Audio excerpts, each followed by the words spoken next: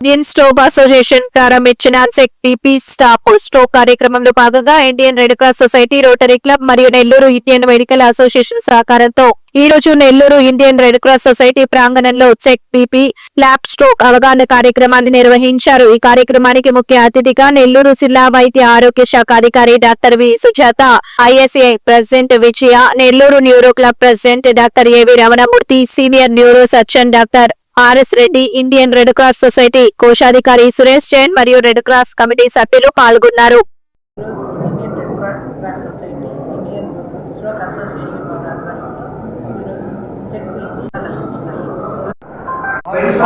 President of the Indian Stroke association.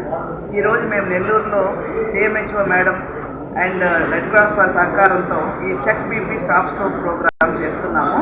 దీని ఉద్దేశం ఏంటంటే బ్రెయిన్ స్ట్రోక్ లేదా పెరాలసిస్ అనేది ప్రతి నలుగురిలో ఒకళ్ళకి వస్తుంది. వచ్చాక మనిషి నిర్వీర్యం అయిపోతాడు జీవితాంతం. కాబట్టి దీన్ని రాకుండా చూసే మార్గము గ్రహించాలని చెప్పేసి ఉద్దేశం.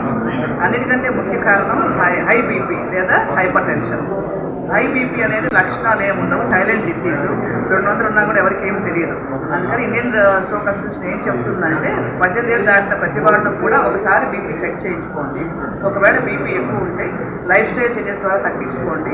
అవసరమైతే మందులు వాడాలి. ఒకసారి మందులు వాడటం మొదలెట్టాక మధ్యలో ఆపకుండా జీవితాంతం వాడాలి. కంట్రోల్లో ఉందా లేదా కూడా చూడాలి. 130-80 ఉండాలి. 140-90 ఉంటే అది ఎక్కువ అన్నమాట. ఇదొకటి. ఈ సందేశాన్ని మీరు ప్రజల్లోకి తీసుకెళ్ళండి. చెక్ బీపీ స్టాప్ స్ట్రోక్ అనేది మా నినాదం. పెరాలసిస్ రాకుండా ఉండాలంటే మీరు బీపీ చెక్ చేయించుకుని వాడుకోండి.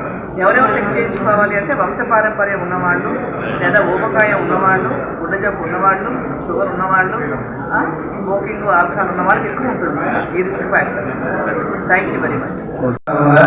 ఎలాంటి జాగ్రత్తలు తీసుకుంటే అలాంటి వర్గాలకు ఇబ్బంది లేకుండా